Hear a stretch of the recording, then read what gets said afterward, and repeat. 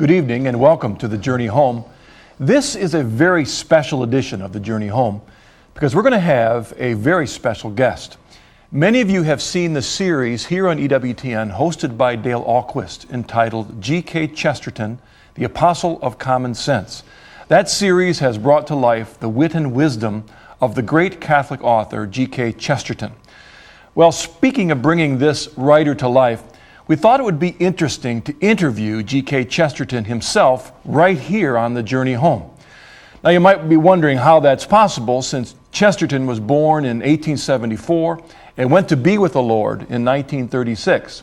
Well, with God and with a little bit of EWTN drama, all things are possible. We're going to have G.K. Chesterton as our guest tonight via satellite. The only problem is he hasn't arrived yet. He was supposed to have arrived quite some time ago, but apparently he has experienced some delay. In the meantime, I'll tell you a little bit about G.K. Chesterton, Gilbert Keith Chesterton.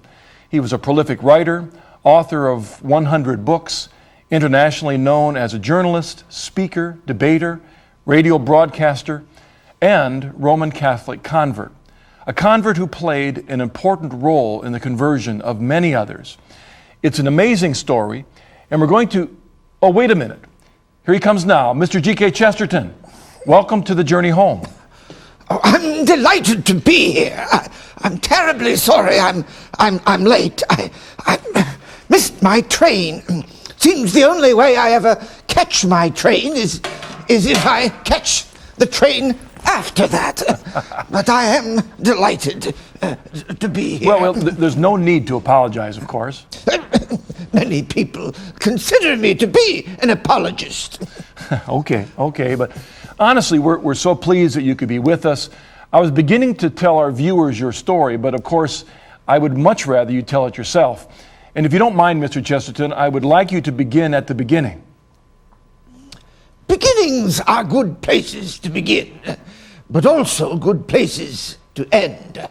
After all, this is the journey home. And home is the place where one begins, but home is also the place where one hopes to end. Well, then tell us about your childhood. Well, I'm afraid that is a long story, because you see, I believe in prolonging childhood. Goodness knows that I have tried to prolong my own childhood, at least until now.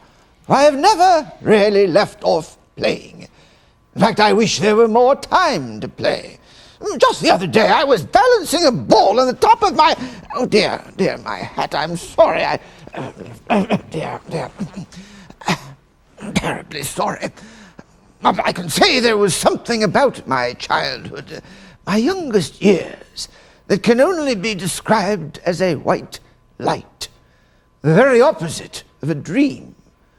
The world had a greater reality, greater solidity than any time in my adult years. It was not merely a material reality, you see, but a spiritual reality as well, a complete reality. And part of this reality, this real world, was the world of imagination. Now, mind you, imagination is the opposite of illusion. Imagination is a thing of images, and we, after all, are made in the image of God. And my childhood was filled with images. One of my most vivid memories is of a toy theater, which my father built for me. I liked the toy theater, even though I knew that it was a toy theater. I liked the small figures, even when I found out that they were made of cardboard. I never felt tricked, you see. The white light of wonder shone on the whole thing. The figures of wood and of cardboard gave me glorious glimpses into the possibilities of existence. Perhaps my appreciation of the toy theater was in part an appreciation of the carpenter who built it, which ultimately helped me appreciate another carpenter. That's certainly a beautiful image indeed. Your childhood sounds very happy. At the same time, you must not imagine that I had a completely comfortable childhood, or that I passed it in complete contentment. You see, when I was a boy, I was often unhappy, like other children. I was very often naughty in childhood, like other children. And I never doubted for a moment the moral of all the moral tales, that as a general principle, people ought to be unhappy when they have been naughty. Well, that is certainly one of the many lessons which, if we learned as a child, we should carry with us throughout our lives.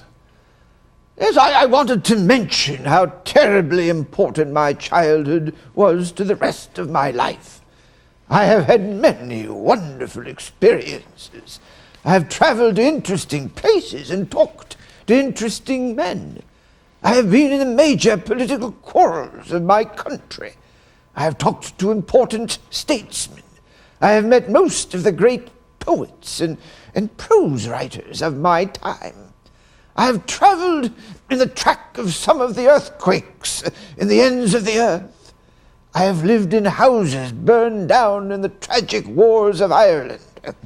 I have walked through the ruins of Polish palaces left behind by the Red Armies.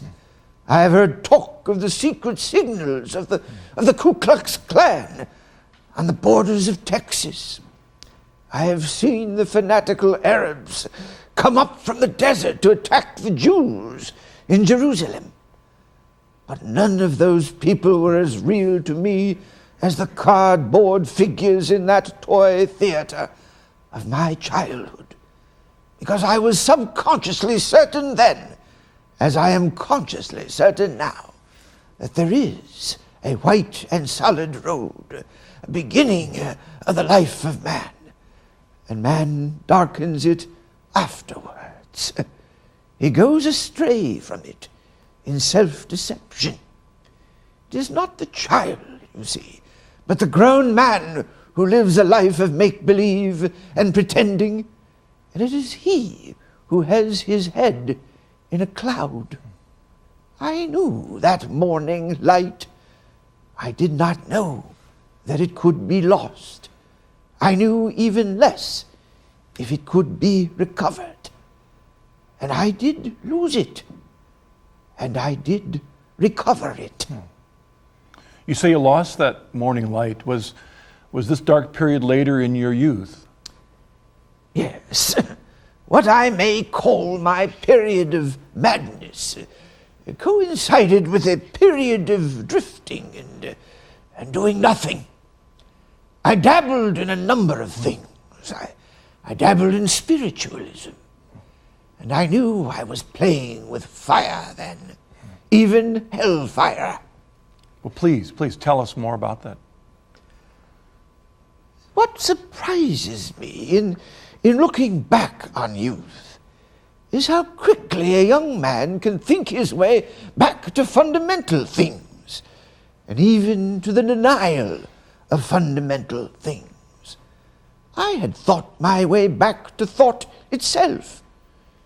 It is a very dreadful thing to do, for it may lead to thinking there is nothing but thought. I did not clearly distinguish between dreaming and waking.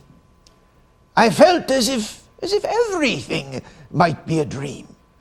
It was as if I had myself projected the universe from within, with its trees and stars, as if I were their creator, as if I were God.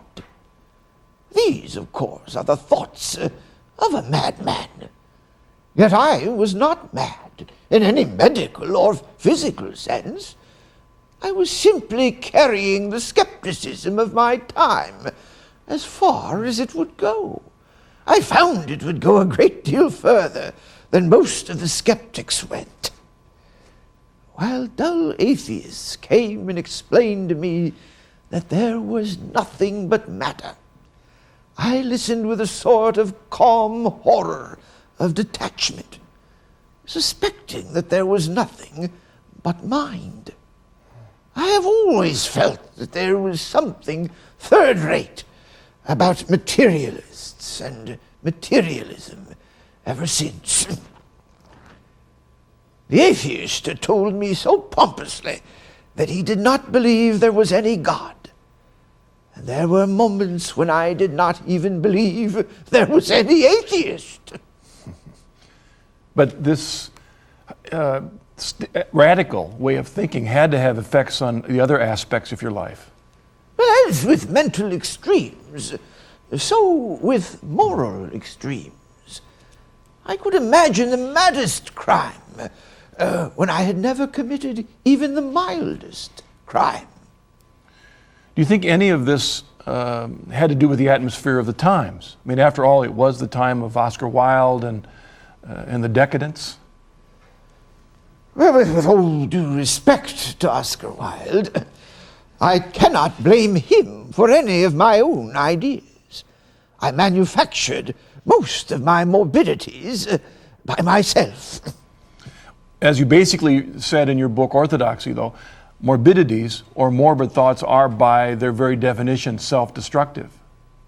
Well, yes, that's precisely the point. I was going through a kind of spiritual suicide. I had never heard of confession in those days, but that is what I really needed. You see, I had dug quite low enough to discover the devil. I knew the reality of evil and the reality of sin. When I had been in these dark depths for some time, I suddenly had a strong inward impulse to revolt, to throw off this nightmare. But I had no help from philosophy or religion, because as I was still trying to think the thing out by myself, I invented a makeshift mystical theory of my own. And it was this, that even mere existence, reduced to its most primary limits, was extraordinary enough to be exciting. Anything was magnificent as compared with nothing. But you said you had no philosophical or religious help. You must have had some intellectual or spiritual help from some quarter. What would you say were the good influences in your life? I know you were a great reader, for instance. Were there any writers who helped you find yourself out of this darkness, even though they were not religious writers per se? Yes, Charles Dickens comes to mind with his endless hope, and Robert Louis Stevenson with his belief in the ultimate decency of things. The poet Robert Browning, who wrote, "God must be glad one loves his world so much." The poet Walt Whitman was a hospitable giant who delivered me from the decadent cynicism that swept away so many young men of my time. And there was another poet who attracted me, a poet whose whole life was a poem, St. Francis of Assisi. He was never a stranger to me. I was drawn to St. Francis very early, when I had no more idea of becoming a Catholic than becoming a cannibal. It's interesting that many non-Catholics are drawn to you in a similar way as you were drawn to St. Francis.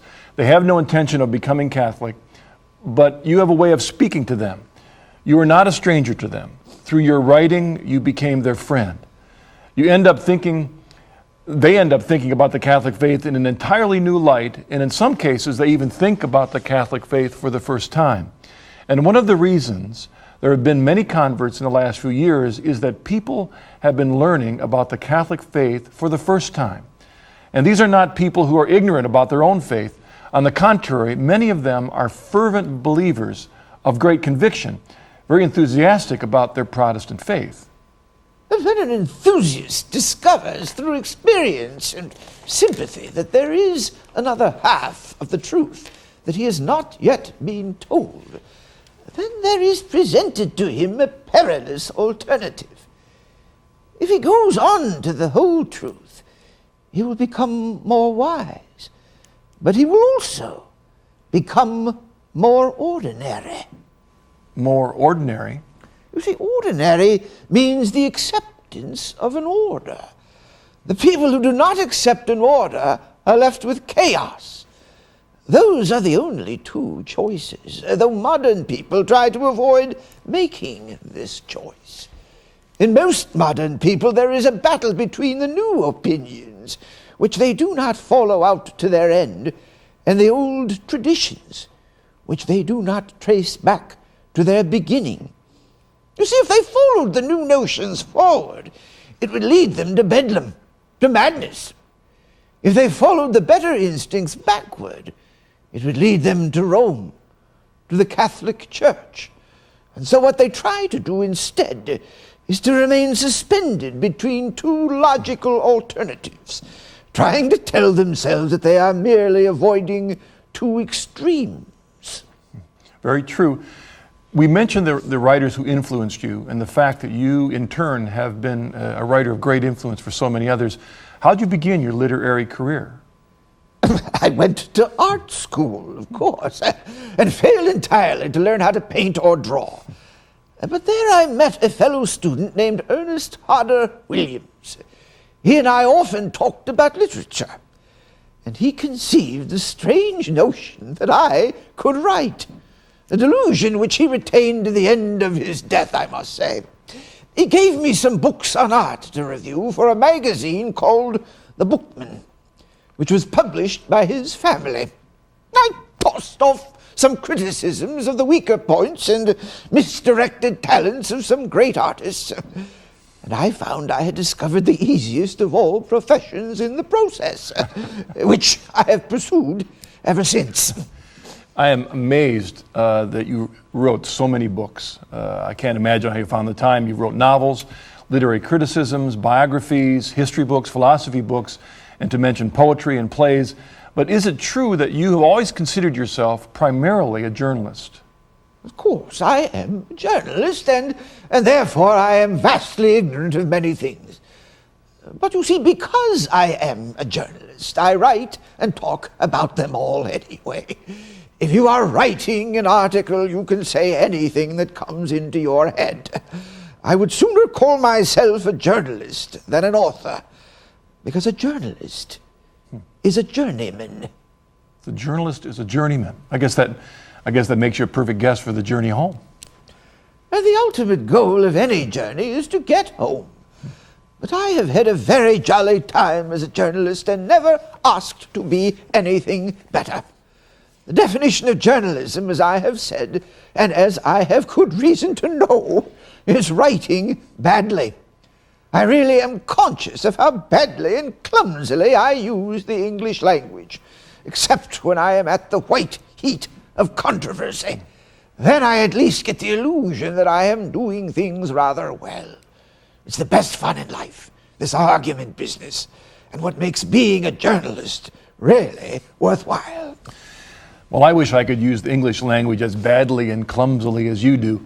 But let's talk a little bit about this argument business. It was through arguing that you became a defender of the Catholic faith, but that was not something you set out to do. You were merely responding to the many modern attacks on the Christian faith.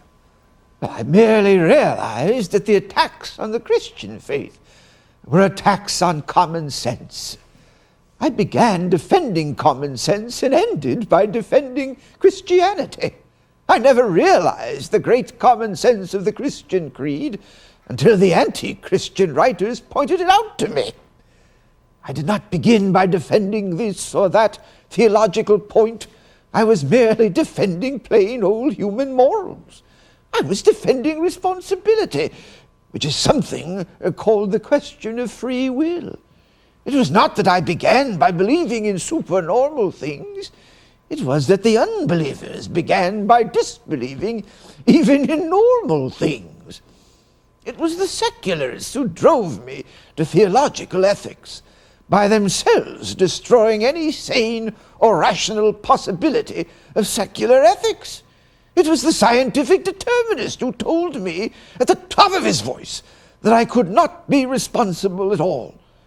And you see, as I rather like being treated as a responsible being and not as a lunatic let out for the day, I began to look around for some spiritual asylum that was not merely a lunatic asylum.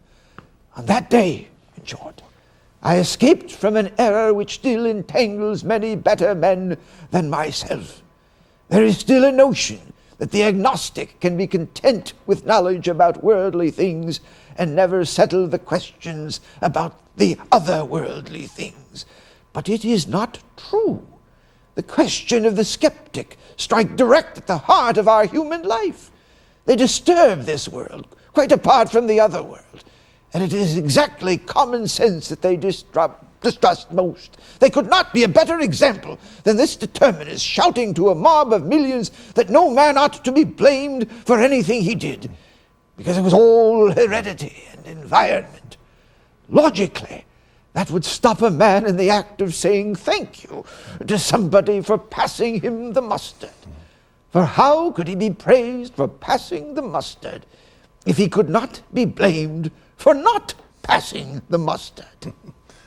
Yes, that's very interesting. If there is no free will, it does not make any sense to say please or thank you. And pure materialism takes away any notion at all of free will. No wonder you found materialism to be third rate. But you debated the great agnostics of your time, people like George Bernard Shaw and H.G. Wells. And they were men who became great personal friends, though we never agreed on anything. But you also made some great friends with men with whom you agreed on most everything. I'm thinking of Hilaire Belloc and Father John O'Connor. Belloc was a real literary man. He had the same motives I had for producing journalism, but he produced literature, much of it superb literature. He was a great friend and a great defender of the faith and a great defender of democracy, which he would sometimes defend violently. As for Father O'Connor, I met him when I gave a lecture in Yorkshire. He was a small man with an elfish expression.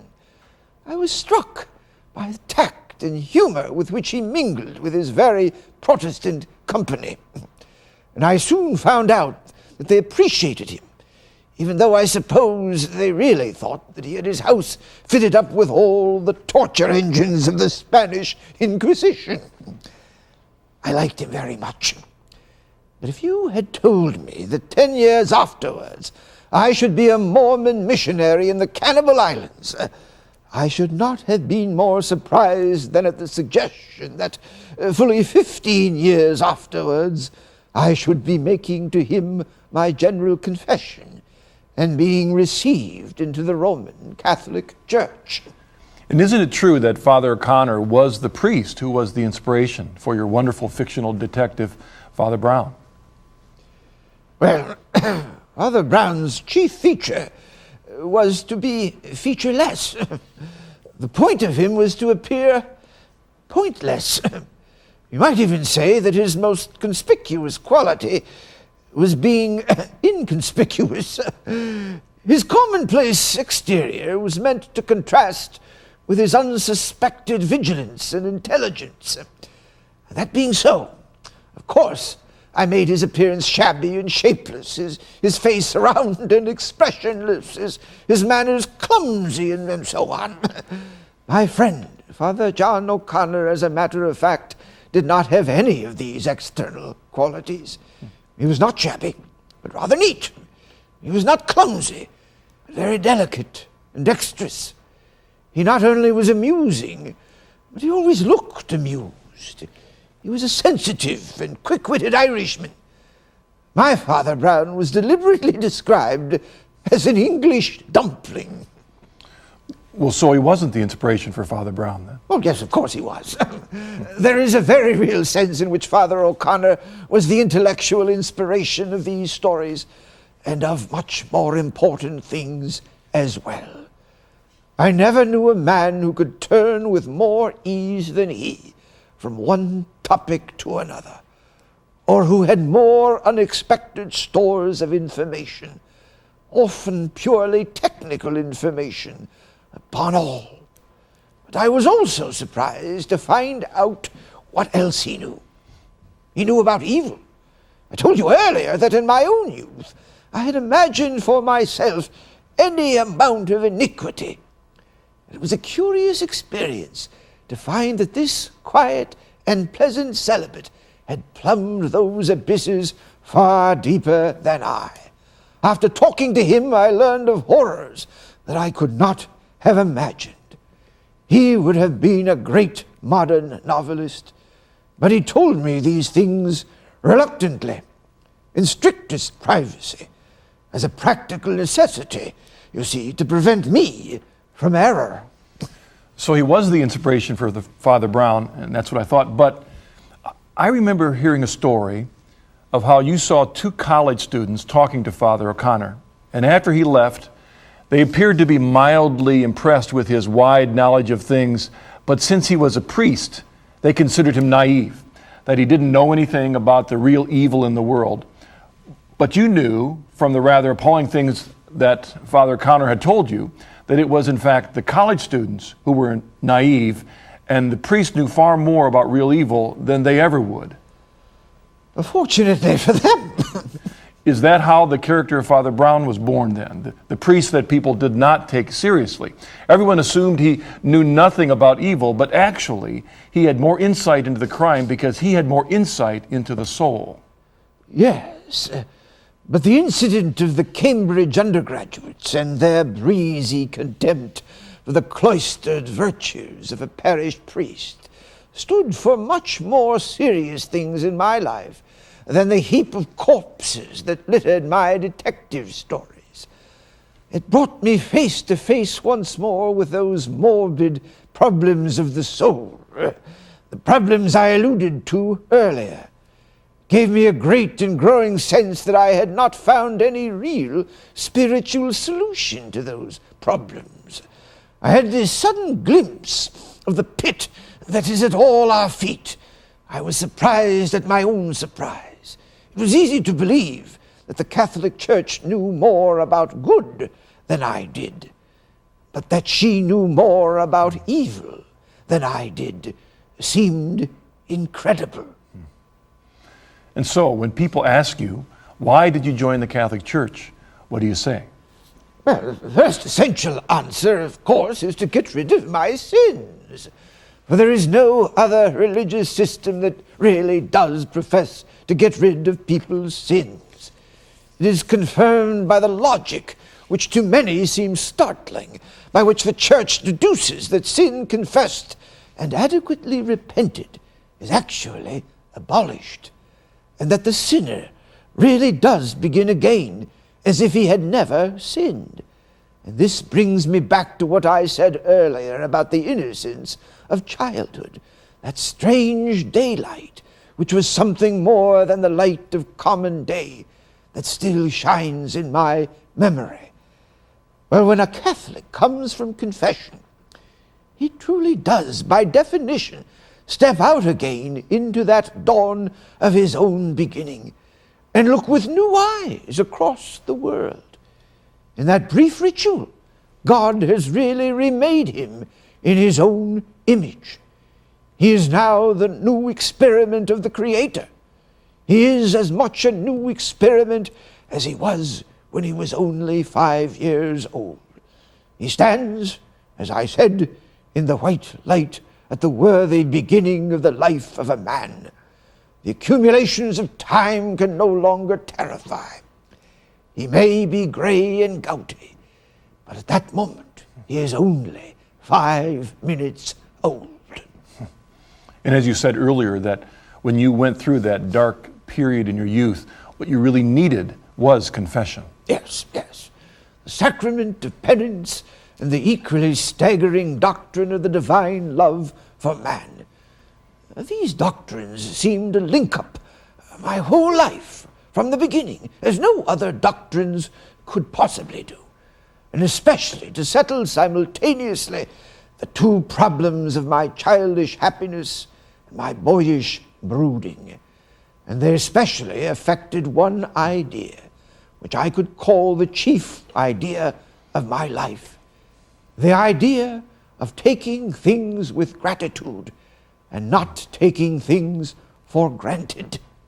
Thanks are the highest form of thought. We should be thankful for life, but we should even be more thankful for new life. The sacrament of penance gives new life. But the gift comes at a price and is conditioned by a confession. In other words, the name of the price is truth, which may also be called reality, but it is facing the reality about oneself. You said to get rid of your sins was the primary or essential answer to the question of why you became Catholic, but what else opened your heart to the Catholic Church? The difficulty of explaining why I am a Catholic is that there really are 10,000 reasons, but all amounting to one reason, that Catholicism is true. And the difficulty of treating the matter personally and describing my own conversion is that I fear this makes the whole business look much smaller than it really is. Numbers of much better men have sincerely converted to much worse religions. But what I can say about the Catholic Church cannot be said of any of its rivals, namely, that it is Catholic. That it is universal. It is not only larger than me, but larger than anything in the world. It is indeed larger than the world. It's obvious that we're just scratching the surface here, but we need to take a break. When we come back, we're going to take some calls and emails with questions for our distinguished guest, Mr. G.K. Chesterton.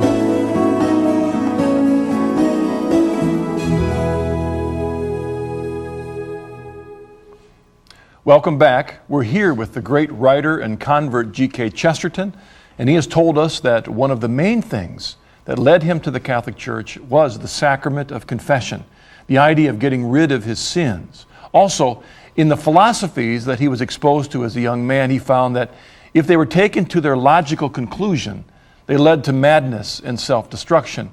Those philosophies are all the modern ideas of relativism and materialism and scientific determinism and self-gratification that we're all well aware of. It was only when he considered traditional Christianity and the Catholic faith that he found a philosophy that led to sanity and to life.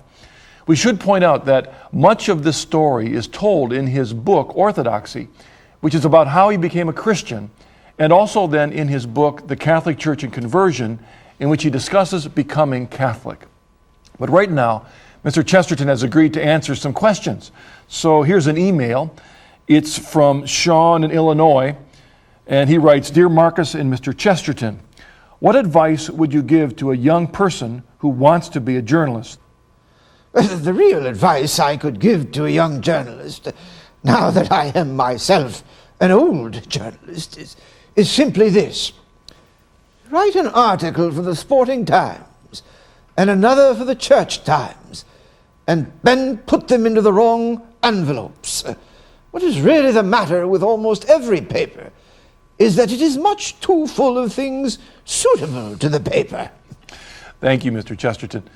And we have now a caller. This is Peter in Reading, Pennsylvania. Go ahead. I just wanted to tell you, Mr. Chesterton, that I am a great admirer of yours. Well, it happens that most of my literary admirers live in asylums. But I do have a question. It seems you have written about everything. Is there any book that you haven't written that you would like to write? Well, someday, I think, I shall write a thrilling book of travels about all of the places I have never visited. Thank you.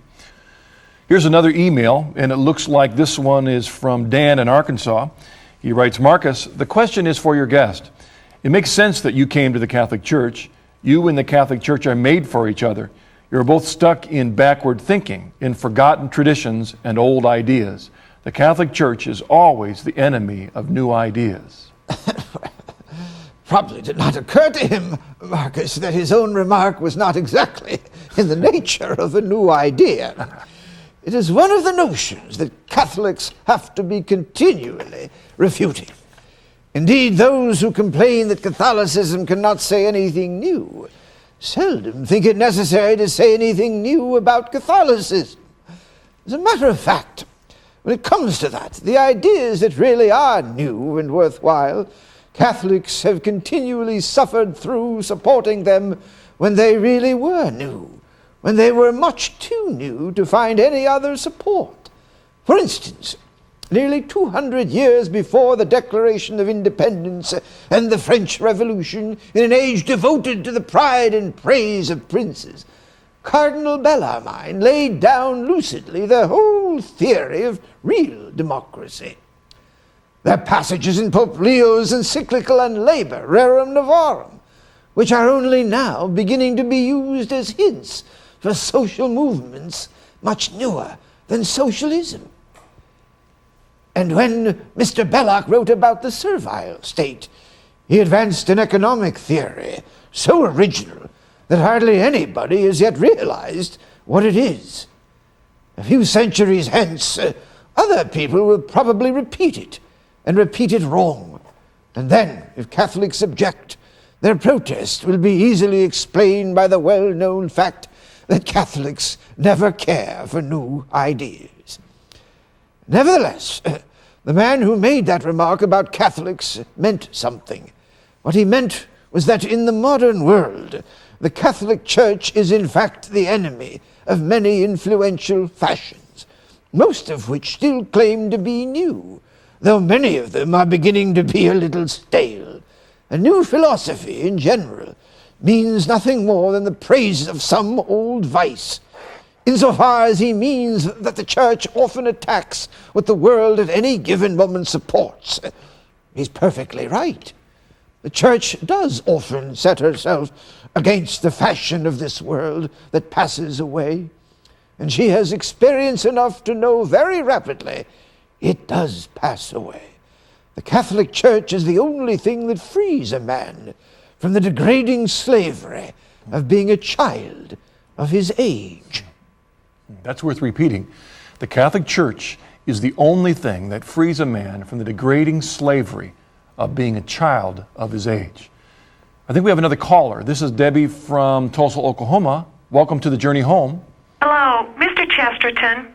What do you say to the fundamentalist, the Protestant who believes in sola scriptura, the idea that the Bible is the only basis of Christian truth?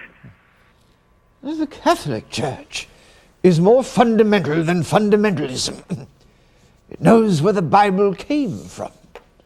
It does not, in the conventional phrase, believe what the Bible says, for the simple reason that the Bible does not say anything.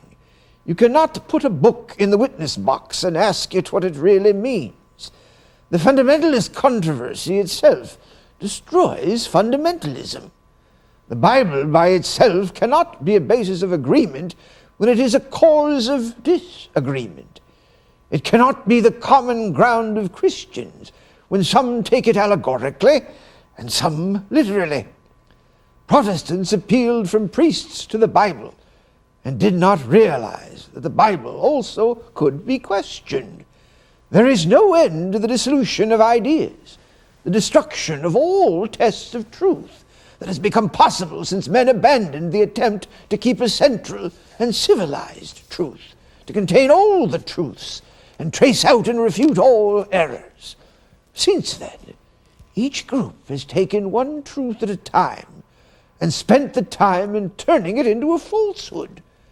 But in all probability, all that is best in Protestantism will survive, but only in Catholicism. Thank you, Mr. Chesterton. We have another caller. Please tell us your name and where you're from. Hello, my name is Joe, and I'm calling from Hartford, Connecticut. Mr. Chesterton, I'm anxious to know if you have any comment on the recent scandal in the Catholic Church. I mean, don't you think that the heinous behavior of these priests and the hypocrisy of the hierarchy has exposed the Church as a huge fraud? The sins of Christianity is one of the doctrines of Christianity. And the church is not justified when her children do not sin, but when they do. The world really pays the supreme compliment to the Catholic Church in being intolerant of her tolerating even the appearance of the evils which it tolerates in everything else. Yes, the world always holds the Catholic Church up to a standard that the world is certainly not willing to hold itself up to. It points to the very truth the Church claims. Here's another email. Dear Mr. Chesterton, you are an eloquent spokesman for your faith and at times make it sound almost irresistible, but it is not the faith for me. You can't change the fact that there are a lot of things in Catholicism that are quite vulgar. There are a lot of things that don't make any apparent sense. And quite frankly, there are a lot of things that I just have no use for. He didn't sign his name and he didn't really ask a question, but would you care to comment, Mr. Chesterton? He might just as well have said that there are a great many things in the Encyclopedia Britannica for which he has no use. Then it might occur to him that the work in question is meant for humanity and not just for him. Very fine, Mr. Chesterton. We've got another caller. Go ahead, please. Yes, this is Jerry from New York. Mr. Chesterton, I'm not sure how to ask this. The problem is that the old moral system is simply breaking down. I personally am opposed to things like abortion and homosexual marriage and all that, but abortion is already here and gay marriage is inevitable. At some point, don't we just have to give up on the old ways of doing things and accept the new things, like them or not? Well, Jerry, I think the key word is inevitability, or as I should be inclined to call it, impenitence. We are subconsciously dominated in all departments by the notion that there is no turning back, and it is rooted in materialism and the denial of free will. Now, this modern refusal to undo what has been done is not only an intellectual fault, it is also a moral fault. It is not merely our mental inability to understand the mistake we have made. It is also our spiritual refusal to admit that we have made a mistake. I think we have time for one more. Here's an email from Ann in Elgin, Illinois, and she writes, Dear Mr. Chesterton, could you deal with the issue of the Blessed Virgin Mary in your conversion, and what role does she play in your faith? God bless you, and thank you for email. I grew up in a Protestant world, but I was lucky that among my own family and friends, there was none of that strange mania against Mariolatry. There was none of that mad vigilance that watches for the first faint signs of the cult of Mary as for the spots of a plague. No one ever presumed that she was encroaching upon Christ. My family and friends knew nothing about the Catholic Church, but they did know something about this sacred figure, that she represented an idea that was noble and beautiful. In England, we called her the Madonna instead of Our Lady, an expression which reveals the English instinct for compromise, so as to avoid both reverence and irreverence. Mary and my conversion are the most personal of topics, because conversion is ultimately something personal. But also the devotion to Mary is a personal devotion. God is God, maker of all things visible and invisible. The Mother of God is in a rather special sense connected with things visible, since she is of this earth, and through her bodily being, God was revealed to the senses. In the presence of God, we are reminded of what is invisible, the intellect, reason, truth. But with Our Lady, we are reminded of the visible. God incarnate plays on her lap. She gathers up the elements of the heart and the higher instincts. Let's think about that for a second. God is abstract to us, but Christ, as God in the flesh, is very concrete. And Mary is obviously directly connected to Jesus, to God in the flesh, and connected in a very special way. But Mr. Chesterton, when you say she represents the elements of the heart and the higher instincts, you're not saying that these instincts contradict reason. Oh, no, not at all. But those elements of the heart cut through reason. They are the legitimate shortcuts to the love of God. They can only be experienced personally. At least that is how I experienced them. I always had a curious longing for this particular tradition. I was always haunted by the idea. In fact, I can scarcely remember a time when the image of Our Lady did not stand up in my mind, quite definitely, the mention of anything Catholic. I was quite distant from these things, and then doubtful about these things, and then disputing with the world for them, and with myself against them. That is the condition before conversion. But whether the figure was distant, or was dark and mysterious, or was a scandal to my contemporaries, or was a challenge to myself, I never doubted that this figure was the figure of the faith. She was only human, but she was a complete human being, and she embodied everything that the Catholic faith had to say to the world. The instant I remembered the Catholic Church, I remembered her. When I tried to forget the Catholic Church, I was trying to forget her. When I finally faced the freest and the hardest of all my acts of freedom, that final decision that no one else could make for me, it was in front of a gilded and very gaudy little image of her in the port of Brindisi. And it was there that I promised that I would become a Catholic when I returned to England. A promise that you made on your journey home. Indeed. Well, we're out of time, Mr. Chesterton. I want to thank you for being on the program, but most of all, on behalf of so many others, I want to thank you for using your great literary gifts to bring the truth of the Catholic faith to the modern world. One of the best things you have done is to demonstrate that the eternal truths are common sense. In fact, Dale Ahlquist has dubbed you the apostle of common sense. So thank you, Mr. Chesterton, for bringing us the good news of common sense. I prefer to believe that common sense is something that my readers and I have in common. But thank you very much for your hospitality. And thank all of you for joining me on this journey back in time to visit with this great defender of the Catholic faith. And as G.K. Chesterton himself said, life is a journey, and the purpose of every journey is to get home. So until next time, may the Lord bless us, protect us from all evil, and bring us to everlasting life. Amen.